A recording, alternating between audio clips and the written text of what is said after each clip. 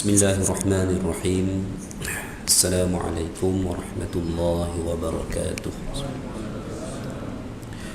Alhamdulillahi rabbil alamin. Wa bihi nasta'in. Wassalatu wassalamu ala nabiyil amin, Nabiyyina Muhammad wa ala alihi wa sahbihi ajma'in. Rabbi shrah li sadri wa yassir li amri wahlul 'uqdatam min lisani yafqahu qawli wa la hawla wa la quwwata illa billah, amma ba'd.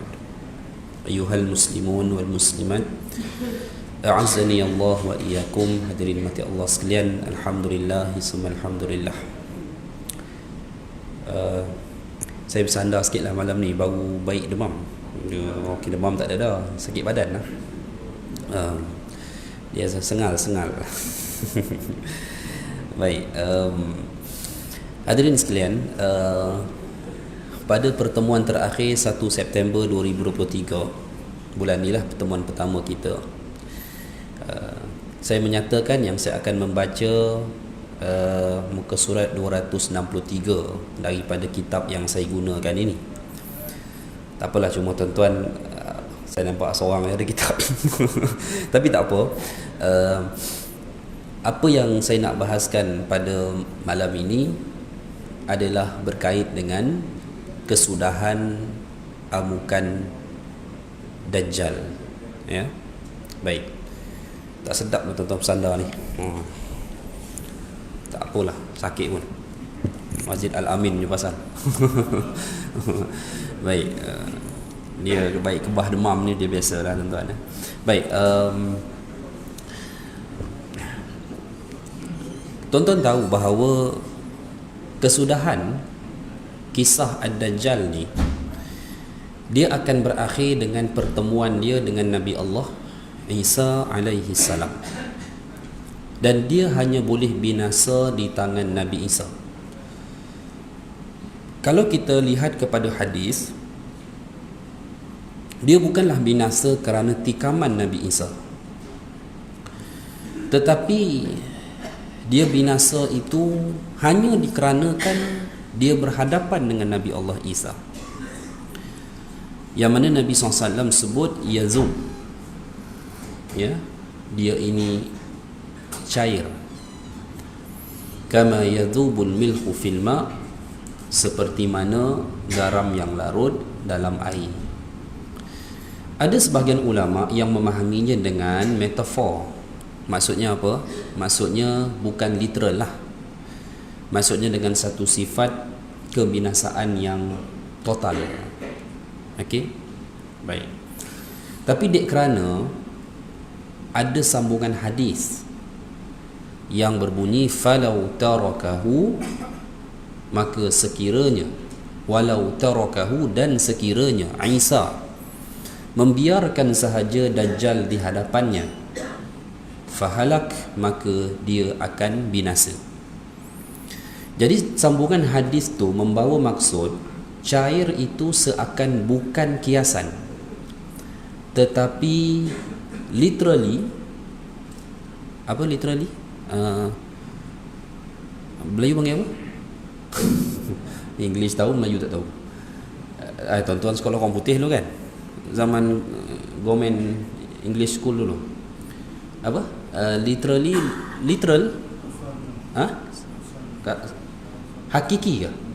Hakiki, nyata. Secara hakiki pada maksud tu, maksudnya dia cahaya betul, yang menjadi sebab kebinasaan dia. Tetapi manusia tidak akan jelas. Okey? Sehingga Allah memerintahkan Isa menikam jasad tersebut, mati, berdarah pun dalam hadis senjata tersebut. Jadi manusia semua tengok Dajjal mati kerana ditikam oleh Nabi Allah Isa. Ada dalam muka surat 263 hadis yang akan saya baca nanti. Tapi Nabi sebut pada hadis yang lain dia bukan binasa sebab ditikam. Sebab itu bila dia berhadapan dengan Nabi Isa, dia lari. Punya dahsyatnya fitnah dia ni, yang Nabi ingatkan seluruh umat ni, hebatnya dia jumpa Nabi Isa lari. Bayangkan apa sebab. Okey. Itulah pengakhiran Dajjal. Ustaz betul kah? Speaker jadi kuat. Oh ya. Itulah pengakhiran Ad-Dajjal, ya. Pada hari-hari terakhir dia melakukan amukan bersama tentera dia. Di mana? Dia di Timur Tengah. Tuan-tuan jangan risau, dia takkan datang KL. Jauh lagi Shah Alam. Tak. Pengakhiran kisah Ad-Dajjal di Timur Tengah. Dalam sebuah hadis riwayat Ibnu Abi Syaibah dalam musannafnya, dia akan memerangi 3 wilayah. Pertamanya Farsi, yang pada masa itu sudah berada di bawah jajahan takluk kerajaan Al-Mahdi di Syam. Yang kedua, dia akan menyerang Multaqal Bahrain, iaitu bandar di Sinai, okey, Mesir itu.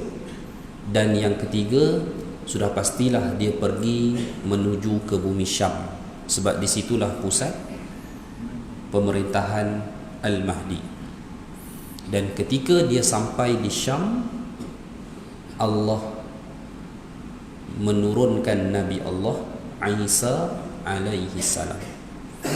Kan tuan-tuan maklum kan, Nabi Isa turun di Syam, tepatnya dalam hadis di Syarqi Dimashq, di bahagian timur Damsyik, di sebuah tempat yang mempunyai Manarul Baydha, menara putih. Dia orang kata bahawa itu menara Masjid Umawi di Syam itu. Wallahu alam. Ya, mungkin ya, mungkin tidak. Tapi ada riwayat Nabi sebut Syarqi Dimashq, di bahagian timur Damsyik. Baik. Okey. Tuan-tuan ada apa nak tanya tak? Soalan. Saya pun buka jugalah ruang ni kalau tuan-tuan ada confuse ke apa kan. Okey.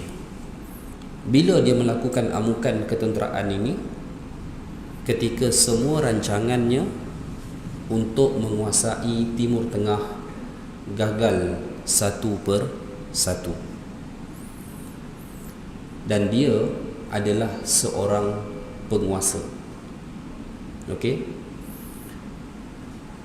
Guna logik akal kita pun tuan-tuan, kita boleh fikir fitnah sebegitu dahsyat yang dia buat amat mustahil jika dia bukan seorang penguasa. Ya. Tapi macam mana pula Dajjal boleh jadi penguasa? Tidak pelik. Kerana kalau kita fikir, macam mana Dajjal boleh ada di zaman kita, sedang di zaman Nabi pun dia telah ada. Dan masih menjadi persoalan kerana Nabi tak pernah sebut dia ni anak Adam. Nabi tak pernah nyatakan seperti kaum Ya'juj dan Ma'juj. Clear Nabi sebut dalam hadis, mereka ni anak Adam, bangsa manusia macam kita. Tapi Dajjal, Nabi tak pernah sebut dia ni, adakah hakikat dia ni anak Adam. Bahkan nanti Nabi Isa pernah mempersoalkan kaum muslimin, kenapa kamu tidak menentangnya, yakni Dajjal, selama ini? Apa yang menghalangi kamu menentangnya? Kaum muslimin jawab, innahu rajulun jinni, sesungguhnya dia itu adalah seorang lelaki berbangsa jin. Manusia ke jin? Udah separuh-separuh dah. Separuh manusia, separuh jin. Tak tahulah. Tapi tuan-tuan, dia beginilah, kalau dia manusia betul, sempurna, masakan umurnya panjang daripada zaman Nabi hidup sampai sekarang? Masakan kebinasaannya cukup pelik sehingga cair seperti garam yang larut dalam air di hadapan Nabi Allah Isa? Jadi dia satu watak yang sebenarnya kita tak boleh rungkai. Nabi mengisyaratkan kepada para sahabat dia ada sepanjang zaman, dan urusan terakhir dia adalah menjadi penguasa bagi bangsa Arab. kekuasaan terakhir ini gagal. Maknanya dia gagal untuk menguasai seluruh tanah Arab. Ketika dia all out untuk menguasai bumi Syam, Palestin, termasuklah kota Baitul Maqdis. Sebab tu tuan-tuan kena faham, Yahudi itu hanya alat. Yahudi yang dikecam itu hanya alat sahaja. Dia bukan watak utama yang menginginkan Baitul Maqdis. Okey? Dia ada satu individu lain yang menginginkan kota tersebut dan wilayah Syam keseluruhannya. Dia berjaya, gagal jawapannya. So Al-Masihud Dajjal ni gagal untuk mendapatkan Baitul Maqdis, walaupun dia cuba sekarang ni. Tuan-tuan hadirin sekalian, dia nak dapatkan semua ni mustahil kalau dia tak muncul sebagai seorang manusia. Hadirin sekalian, baik, ada apa nak tanya? Okey, Dajjal dah keluar ke belum sekarang? Belum. Duduk mana? Duduk mana? Apa pemahaman kita Dajjal keluar dalam hadis? Rata-rata orang kita menyatakan sekarang ni dia tak buat apa-apa. Dia terkunci, terikat. Dekat mana? Kat pulau. Tak buat apa-apa, dia belum keluar. Nanti dia keluar. Nanti baru dia keluar. Masa tu baru dia buat fitnah, betul? Tutup pintu rumah semua. Nanti dia masuk. Kalau orang dulu lagi dahsyat, batu nisan tu ambil kain putih balut.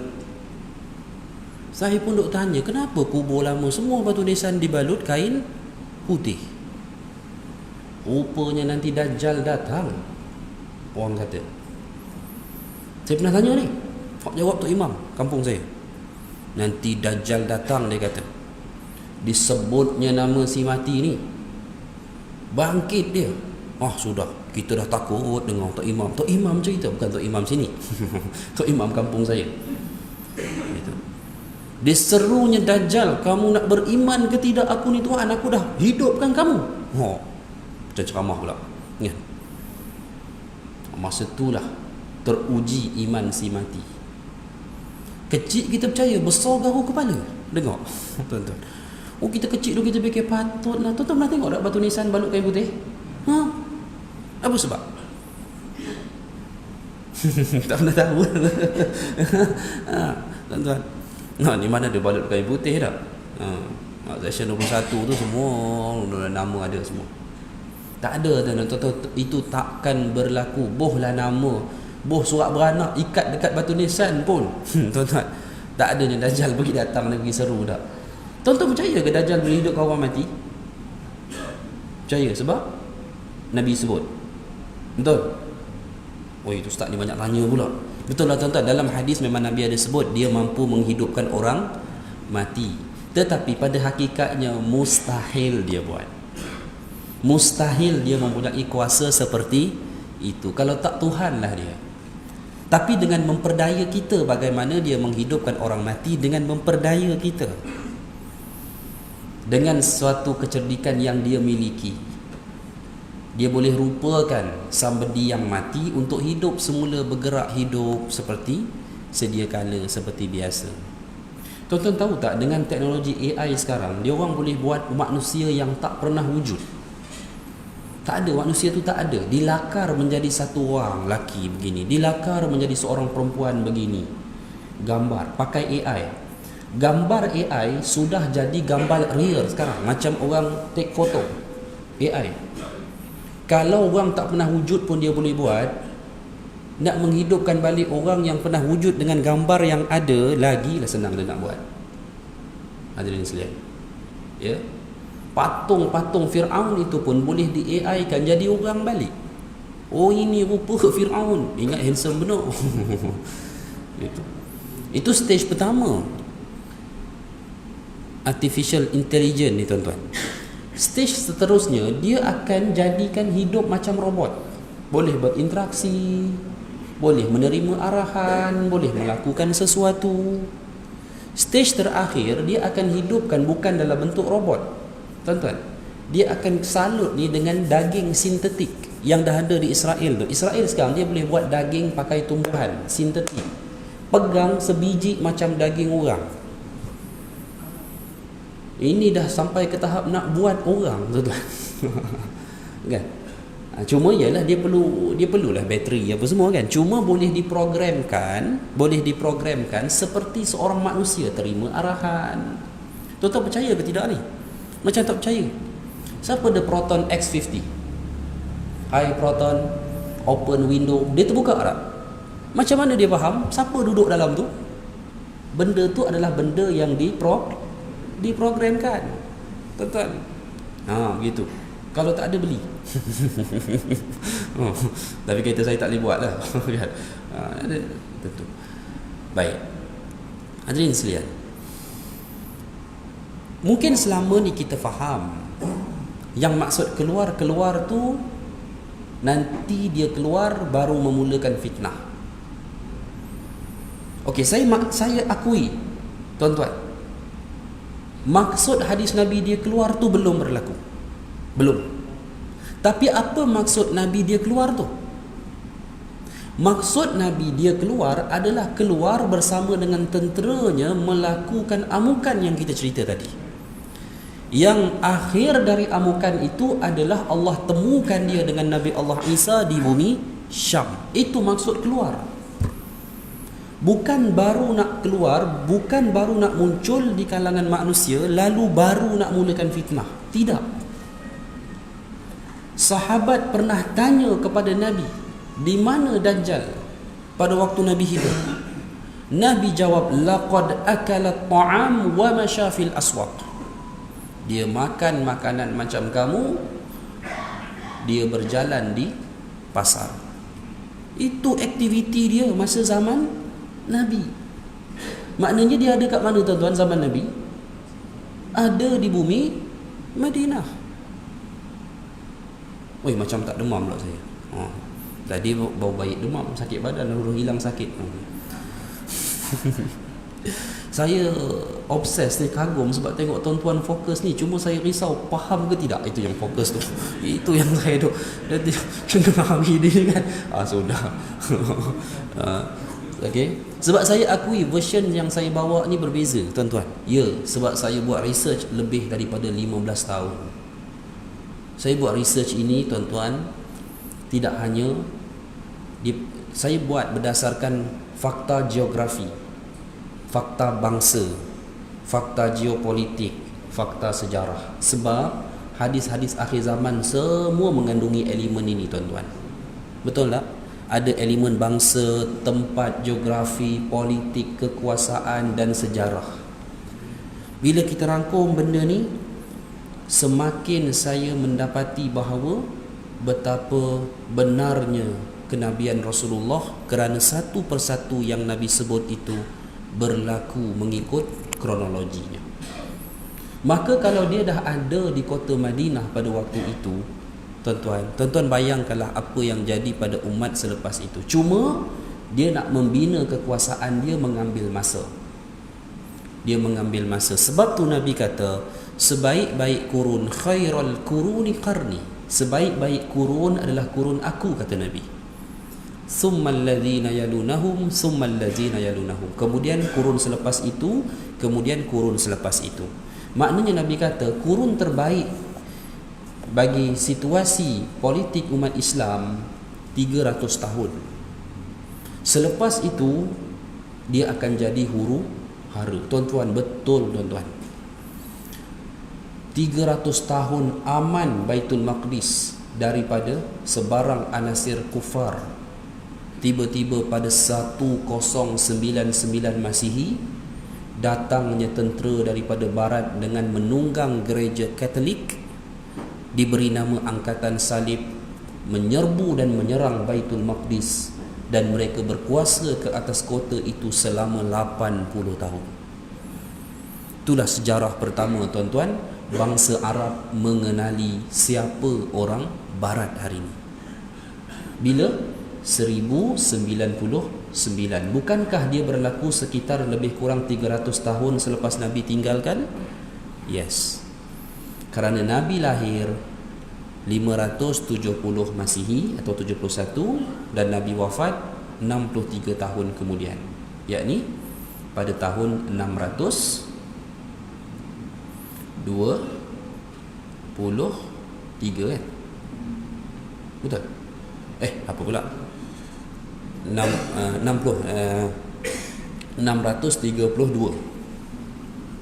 Ya, 633 lebih kurang Masihi Nabi wafat. Dan tuan-tuan, selepas era itu, selepas era 1000 Masihi, Barat menjadi sangat berkuasa. Barat menjadi sangat berkuasa. Fitnah Dajjal berada di sana. Dan melalui Barat ni, dia bergerak ke seluruh dunia, menjajah dan meninggalkan fitnah dia di negara itu. Arak masuk ke tanah Melayu, tuan-tuan, siapa bawa? Adakah orang kita, orang Melayu pandai buat arak dan minum arak? Tak. Kita orang Islam, kita tak ada kerja pergi buat arak. Saya tak pernah jumpa lagi orang Melayu dulu kerjanya buat arak. Tak ada. Paling kurang pun dia buat air nira nipah terlebih perang. Bukan nak mabuk, minum mabuk. Apa terlebih perang kan? Macam dia buat tape kan? Tape banyak sangat, tape pula terlebih peram. Udah pusing. Tak ada siapa bawa. Jajah bawa, tuan-tuan. Hiburan. Yalah, walaupun kugiran. Yalah, tuan-tuan ada minat benda ni, saya tahu. Sampai sekarang pun tuan-tuan, yalah, orang kata lagu-lagu dulu-dulu kan, kalau dipasang itu tuan-tuan mesti ada feel kan. Kita tak nafi lah benda-benda itu. Tapi orang Melayu dulu tak pandai main gitar ni, main drum, masdo ke. Saudara main apa? Saya main gitar rhythm. Cuba. Tapi benda itu, elemen itu bukan dari tempat kita, elemen itu dari luar. Okey. Dia macam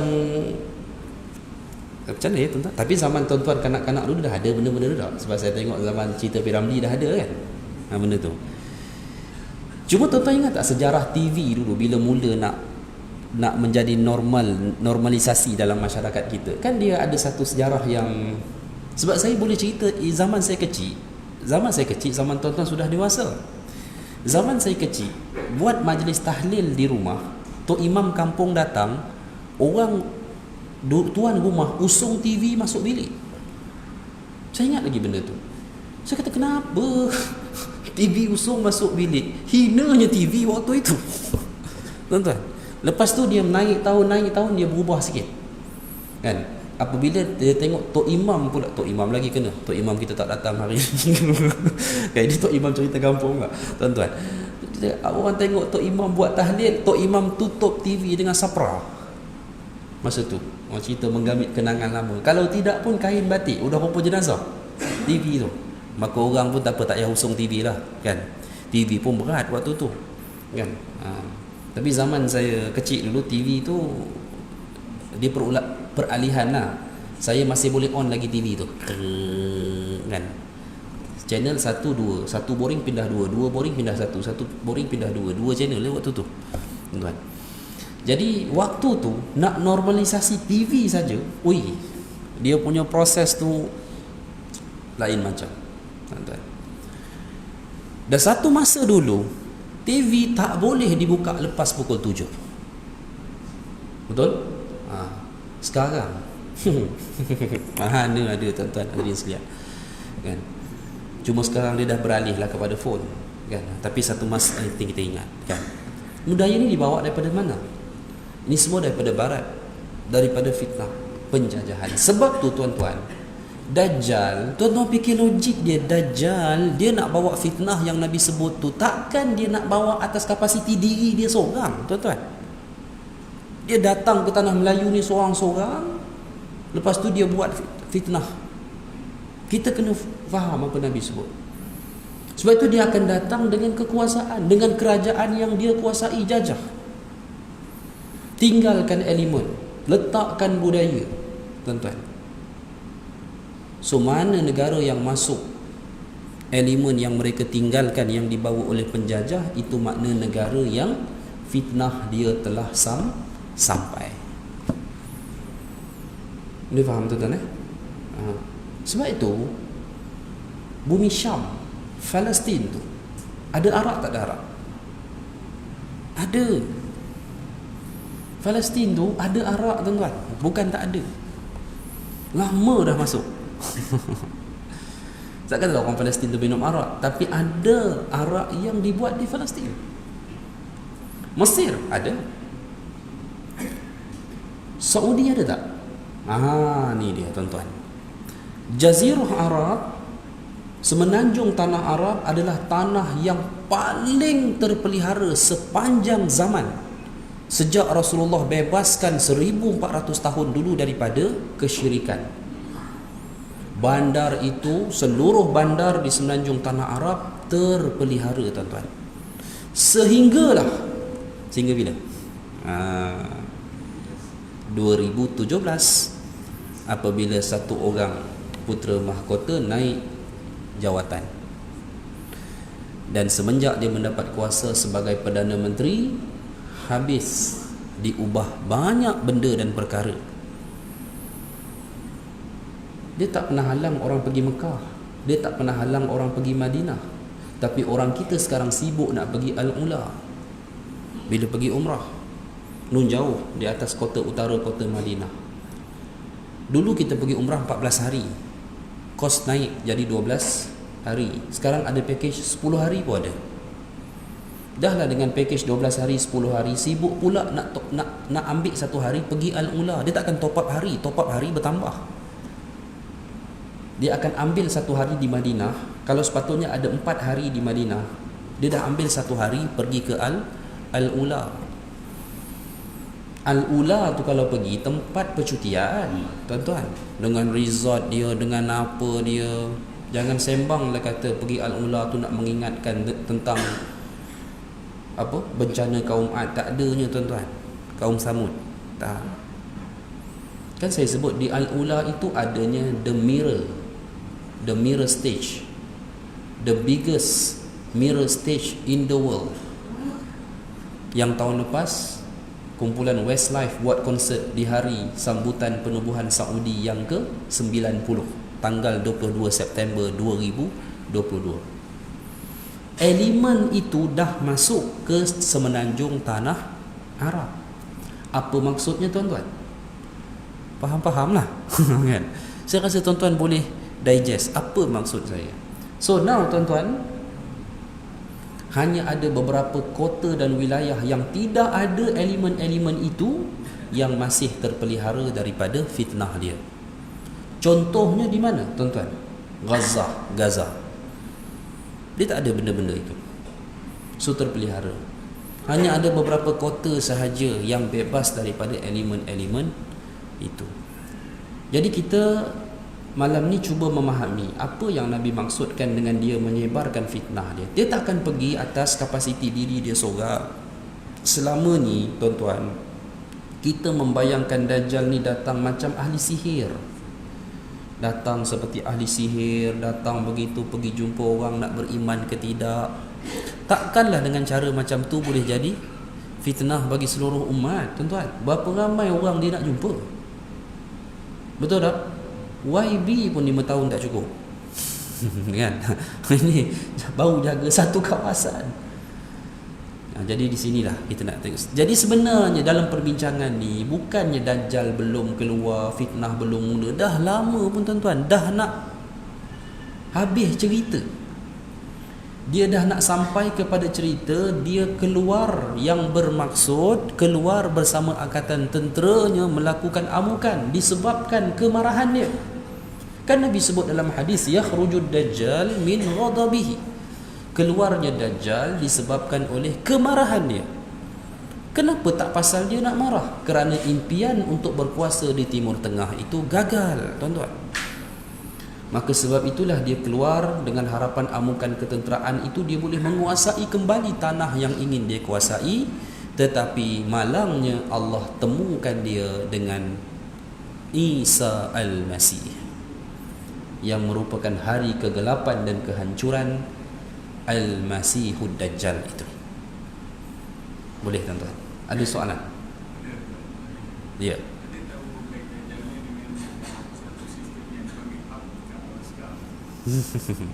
Teori mengatakan macam itulah. Tapi saya pun tak ada nak ulas, sebab saya pernah tanya kepada ahli bidang masalah hab ni. Beliau sendiri pun tak boleh ulas. Sebab beliau kata, beliau tak kata ya, beliau tak kata tidak. Sebab dia merupakan satu research yang tertutup dan tidak pernah didedahkan dan dibincangkan dalam mana-mana agensi dan universiti. Saya tanya tu kepada seorang profesor penuh di UiTM. Dia adalah pakar dalam bidang dalam MIASA, Malaysian Satellite.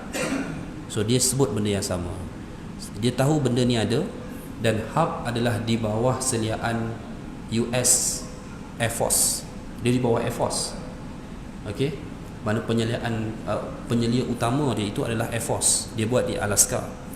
Dan dia sebut memang ada, cuma dia tak tahu, dia tak boleh ulas apa dia punya sebab dia tak pernah didedahkan. Jadi kita nak kata ya atau tidak, akhirnya berbalik kepada firasat kaum mukmin. Apa tanggapan kita pada perkara itu? Cuma dia boleh bagi asasnya hub ini adalah satu sistem yang dia boleh macam ni tuan-tuan. Kita punya langit ni, kita punya atmosfer atas ni, dia ada gelombang elektromagnetik yang kontrol kita punya weather. Udah jadi sains pula. Tuan-tuan pernah dengar tak planet-planet lain ribut apa semua kan? Planet-planet lain tu, ini boleh baca dalam fakta sains. Planet-planet lain ni kadang ribut, taufan, panas, telajak, sejuk, telajak. Dia tak boleh kontrol. Bumi ni, sebab Allah jadikan ada satu lapisan elektromagnetik yang dia kontrol benda tu. Jadi hub ni dia sebut lebih kurang itulah. Beliau sebut lebih kurang sistemnya begitu. Cuma beliau tak bagikan jawapan kata putus. Apa? Sebab dia adalah program yang tidak didedahkan kepada umum. Timbul dua golongan. Golongan yang menolak dia mampu mengawal cuaca, golongan yang menerima bahawa dia mampu mengawal cuaca dan bawah seliaan Dajjal. Kat mana yang dia orang kaitkan tu? Sebab Nabi ada sebut Dajjal mampu menurunkan hujan. Kat situ. Sebab Nabi sebut mana-mana wilayah yang menolak pelawaan dia akan jadikan wilayah itu kering kontang. Dia mampu buat wilayah itu tak mengeluarkan hasil. Dekat situlah yang sebahagian orang menterjemahkan. Tapi sebahagian orang dan ustaz kita, dia tak nak macam tu. Dia nak faham Dajjal datang, kau tak nak ikut. Hujan. Dia nak main cerita magic saja. Itu yang tak jadi, tuan-tuan. Tak boleh faham begitu. Sebab itu keluarlah Barat, dia pandai. Dia mainkan imajinasi kita dengan benda-benda begitu. Dia tunjuk satu, dia buat filem, dia tunjuk satu watak, zap jadi begitu, zap jadi begitu, main tunjuk pakai kayu aja. Dia bukan begitu. Ya? Itulah tuan. Sebagai seorang Muslim, kita mempercayai kuasa Allah jauh lebih berkuasa berbanding dengan apa yang Allah pinjamkan kepada dia sebagai fitnah bagi umat manusia. Ada soalan?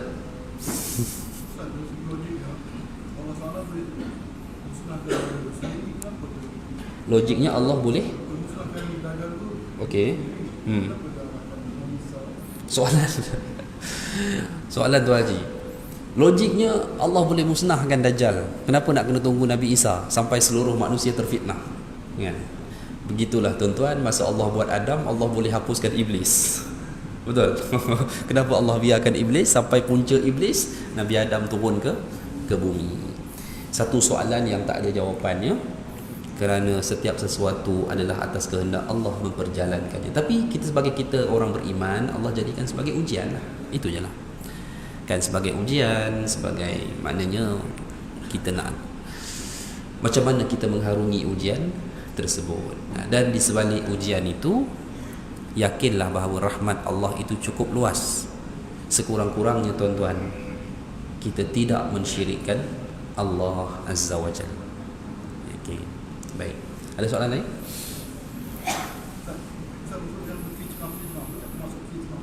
Ujian. Fitnah ni bukan saya fitnah awak saman malu 20 juta kan. Fitnah ni ujian. Allah jadikan dia sebagai ujian keimanan untuk umat manusia. Macam sekarang lah apa yang berlaku di Saudi kan, fenomena perubahan hiburan, jadi fitnah tak? Fitnah. Sebab tuan-tuan jangan fikir seluruh orang Saudi lawan budaya hiburan yang diterapkan di negara itu. Sebahagian besar terutama daripada anak muda menyambutnya dengan baik. Kita je orang luar tengok apa nak jadi dah dengan Saudi hari ni, apa nak jadi dengan Riyadh, apa nak jadi. Tuan-tuan nampak tak satu video dia jemput penyanyi daripada Riyadh, dia jemput penyanyi daripada Australia, perempuan. Baju tak cukup, pakai seluar ketat, menari. Satu konsert di Riyadh, dia hina Nabi dalam konsert tu pada lirik lagu dia. Itu berlaku di Riyadh. Siapa nak tegur? Tak berani. Benda ni kalau berlaku di US pun, orang Muslim US akan bangkit lawan. Berlaku di Saudi, nobody boleh lawan. Because apa undang-undang negara dia? Kritik saja 4 tahun tanpa bicara. Kerana kritikan dia dianggap boleh menghuru-harakan negara. Simpan 4 tahun. Lepas 4 tahun bawa bicara, dibebaskan atau disambung 6 tahun menjadikan total 10 tahun. Cerita ni jadi famous bila ada seorang bekas imam Masjidil Haram pun di penjara. Ada soalan? Baik. Tuan-tuan, saya janji nak baca 263 insya-Allah. Hadis ni adalah episod akhir amukan Dajjal kerana kemarahan dia. Dia marah ni saya ringkaskan begini sebab saya dah cerita panjang dengan tuan-tuan. Ada sebahagian mungkin ingat, ada sebahagian mungkin tak ingat. Dia jadi marah ni sebab apa? Dia nak berkuasa di Timur Tengah tapi gagal. Kegagalan pertama dia, bumi Syam yang dia ingin miliki termasuk Baitul Maqdis, Allah beri kemenangan kepada keluarga Nabi. Kerajaan keluarga Nabi, naik seorang pemuda yang mendapat petunjuk yang sifatnya Al-Mahdi. Bukan namanya lain, tapi sifatnya Al-Mahdi. Gagal dia kali pertama kerana gagal dia berkuasa ke atas bumi Syam dan gagal dia untuk mendapatkan Baitul Maqdis. Lepas tu dia pergi kegagalan kedua. Apa kegagalan kedua? InsyaAllah azan isyak dan lepas tu kita sambung. Allahu a'lam.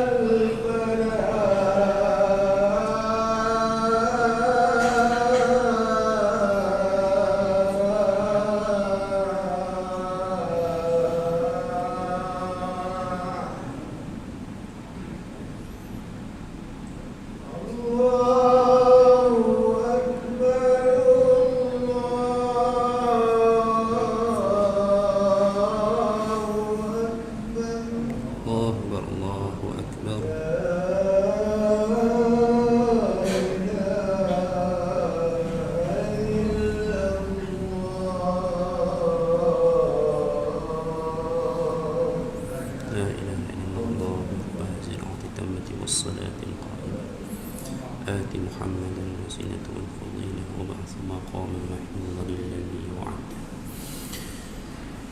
Bismillah wassalatu wassalamu ala rasulillah wa ba'd. Baik, hadirin sekalian, kegagalan dia yang kedua adalah kegagalan impiannya untuk merosakkan kota Madinah. Ini pun ada dalam hadis. Apa yang saya cakap kepada tuan-tuan, semua kronologinya adalah berdasarkan hadis. Sebab tu saya tak pernah macam tuan-tuan jumpa sebahagian ceramah dalam YouTube cerita tentang tentera Al-Mahdi daripada tanah Melayu, Nusantara, apa semua, tak ada. Dalam perbahasan saya tak ada benda-benda tu, kerana benda tu tak ada dalam hadis, tuan-tuan. Ya. Dia nak rosakkan kota Madinah, Nabi pernah sebut pun benda tu, tuan-tuan. Allah gagalkan dengan Allah hancurkan kota Madinah. Kita dah cerita lama dah bab ini dulu dengan peristiwa gempa.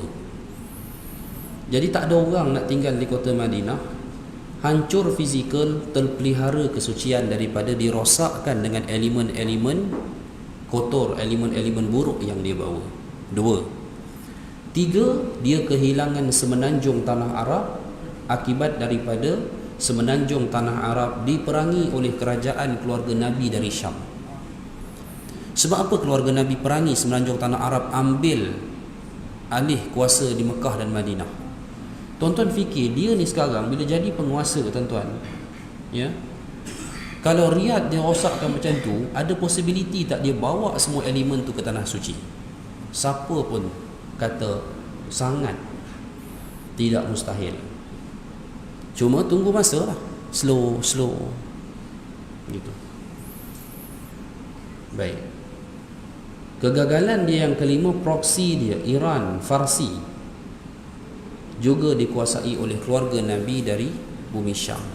Habis. Yang terakhir yang menyebabkan dia marah, Empire Eropah, Rom. Rom ni akan jadi satu, tuan-tuan, akhir zaman ni. Sekarang ni dua, Timur, Rusia, Barat lah, negara Eropah Barat termasuk Amerika. Cuma dari segi bangsa, yang Barat ni dia bukan Rom sangat pun. Okey, dia adalah bangsa Viking dan Anglo-Saxon. Dia bukan asal Rom zaman Nabi. Rom zaman Nabi Eropah Timur. Bangsa Rusia itu lebih, orang Belarus apa semua tu lebih dekat kepada bangsa Rom asal.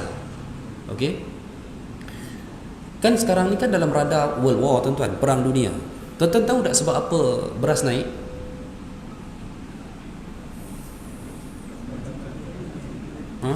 Madani? Bukan. Tuan tak habis-habis Madani. Daulah Madani tu ubah mahal dah ni. Tak ada kaitan, tuan-tuan. Tak ada kaitan. Beras kita naik pasal ada dua faktor utama. PM kena bagi kredit kat saya, terangkan, tuan-tuan.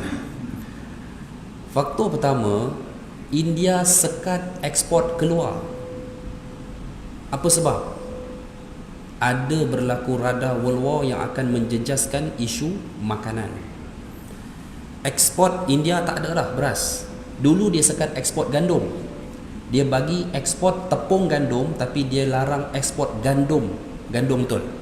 Sekarang beras basmati daripada India yang ada di pasaran sekarang ni stok 4 bulan lepas. Okey, satu. Yang kedua, beras Thailand naik harga mendadak 30% sejak 4 bulan lepas. Apa sebab? Bila India sekat ekspor, berlaku pembelian panik di Thailand. Satu rumah beli berkilo-kilo, sampai 100 kilo simpan di rumah. Demand Thailand melambung tiba-tiba, menyebabkan harga beras Thailand naik. Kalau harga beras Thailand naik, takkan beras import super special Thailand tak naik di Malaysia, tuan-tuan. Nampak? Isu dia sekarang hilang beras tempatan, hilang itu je kan.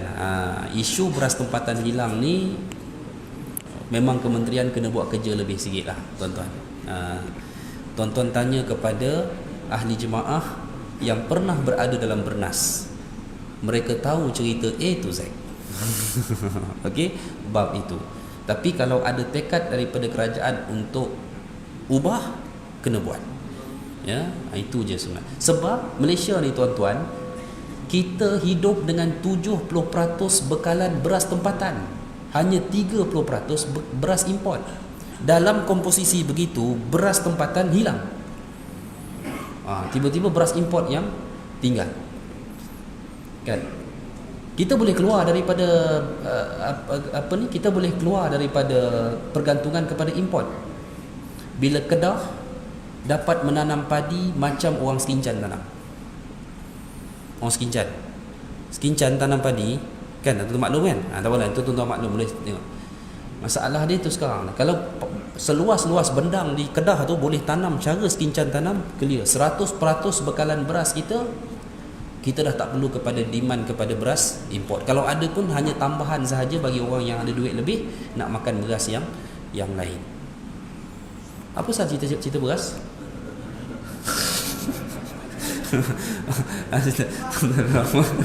Aduh, tuan-tuan, cerita lain. Cerita perang tadi. Cerita perang Eropah ni, Rom dia akan jadi satu. Sebab tuan-tuan nampak konflik antara Rom Barat, NATO, dan Rom Timur, Rusia. Saya boleh jangka lah, tuan-tuan, dalam perang ni Rom Timur akan menang besar, Rusia akan menang besar dan jadi satu kuasa yang besar. Dan mereka memilih berdamai dengan kaum muslimin di Syam. Itu ada dalam hadis, satu salihukumur Rum sulhan aminan, Rom akan berdamai dengan kamu. Hadis riwayat Muslim. Tapi selepas mereka mendapat kedamaian, mereka khianat. Berlakulah perang besar antara kerajaan kaum muslimin di Syam dengan bangsa Rom. Menang besar, tuan-tuan, kaum muslimin. Sekarang kekuasaan kaum muslimin, kerajaan keluarga Nabi di bumi Syam dah masuk sampai ke Eropah. Saat itulah Dajjal dah tak boleh menahan kemarahan dia. Dia keluar bersama angkatan tentera, wa aktsaru tabi'ahul yahud. Kebanyakan tentera yang mengikuti dia adalah Yahudi. Sebab Yahudi pun perlu survival dalam keadaan macam tu. Dia dah hilang kuasa. Kerajaan Nabi di Syam dah kerajaan keluarga Nabi di Syam dah semakin kuat. Masa tu dia keluar, yang dia buat amukan tadi, hingga ke wilayah terakhir di bumi Syam. Bila Dajjal dan tentera yang dia bawa sampai ke bumi Syam, hadis, idza ba'atsallahu al-masih ibn Maryam, pada waktu itu Allah turunkan Isa bin Maryam, fayanzilu 'inda al-manaratil bayda, dia turun di menara putih syarqiyyu Dimashq, di bahagian timur Damsyik, baina mahruwadatain wadi'an kaffaihi ala ajnihati malakain, ia berpaut pada sayap dua malaikat. Idza taqta'a ra'sahu qatar wa idza rafa'ahu tahdur minhu juman kallu'lu, rambutnya basah berair, kalau diangkat kepala air itu turun macam mutiara, kata Nabi. Kita tak akan berada di situlah, tuan-tuan, insya-Allah. Ini sebab ini adalah cerita di bumi Syam dan tentera-tentera negara-negara yang bersama dengan kerajaan di Syam lah pada waktu itu yang akan melihat ini. Fala yahillu likafir yajidu riha nafsi illa mat. Pada waktu itu orang kafir tak boleh menghidu nafas Nabi Isa, dan sebahagian para ulama kata waktu itu saja, waktu ia turun. Yantahi haisu yantahi tarfuh, nafasnya adalah sejauh matanya boleh melihat. Fayatlubuhu ayyatlubuhu dajjal. Terus first duty yang Allah beri kepada Isa adalah yatlubud dajjal, kejar kat mana Dajjal. Dia adalah ketua yang membawa tentera itu pada waktu itu. Hatta yudrikahu bi babil Lud, dia lari ke kota Lud di Israel hari ini. Fayaqtuluh, maka Isa berjaya membunuhnya di situ. thumma ya'ti Isa bin Maryam qaumun qad asamahumullah min. Dan first selepas Isa membunuh Dajjal, Isa mendatangi suatu kelompok, suatu penduduk yang selama ini terpelihara daripada Ad-Dajjal. Tak tahulah, mungkin dia pergi Gaza, Allahu alam, atau penduduk di sekitar kota Baitul Maqdis, Allahu alam. Sebab kedua-dua tu mungkin sahaja, ya. Baik. Fayamsahu wujuhahum, Nabi Isa mengusap wajah-wajah mereka, wa yuhaddisahum bidarajatihim fil jannah, Nabi Isa menyebutkan tempat mereka nanti di dalam syurga. Maksudnya ada satu kaum, waktu Dajjal melakukan amukan ketenteraan tadi, memang kaum tu, penduduk tu Allah lindungi. Dia adalah kelompok yang tak terjejas di timur tengah dengan amukan Dajjal. So Nabi Isa akan ziarah dan melawat mereka itu.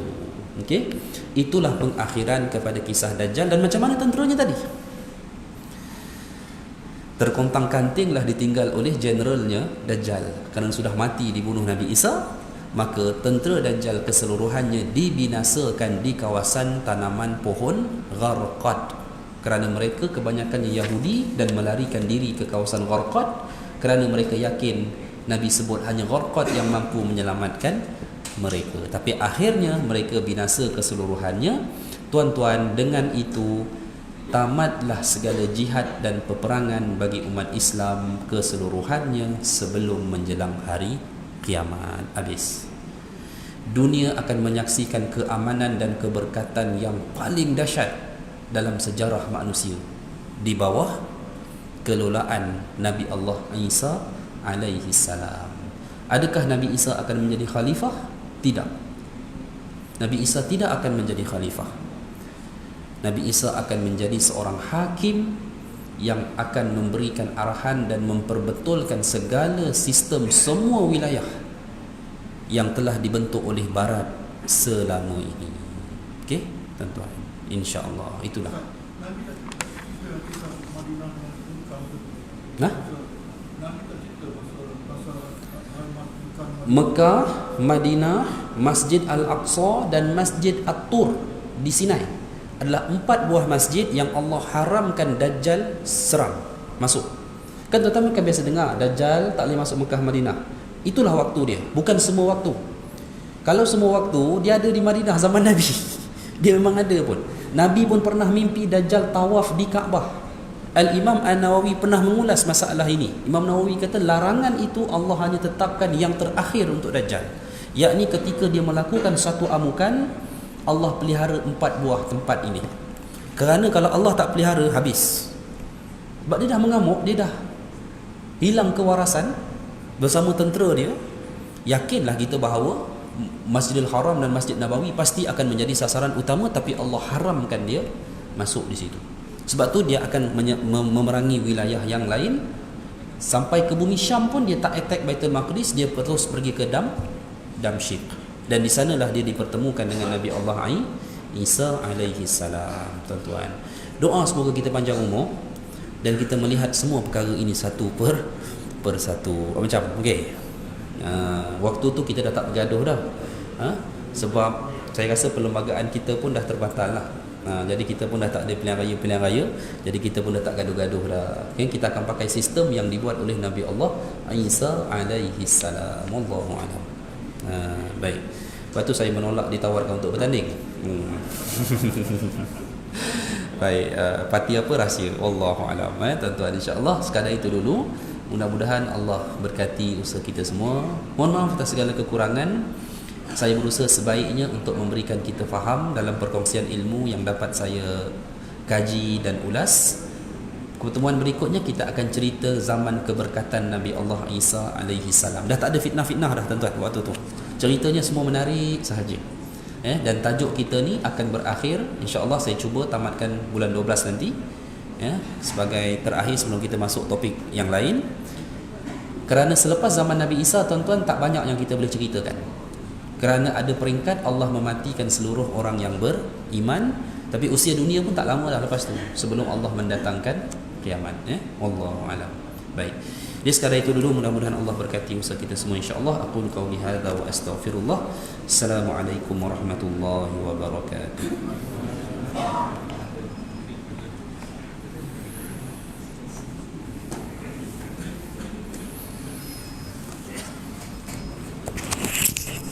Jazakallahu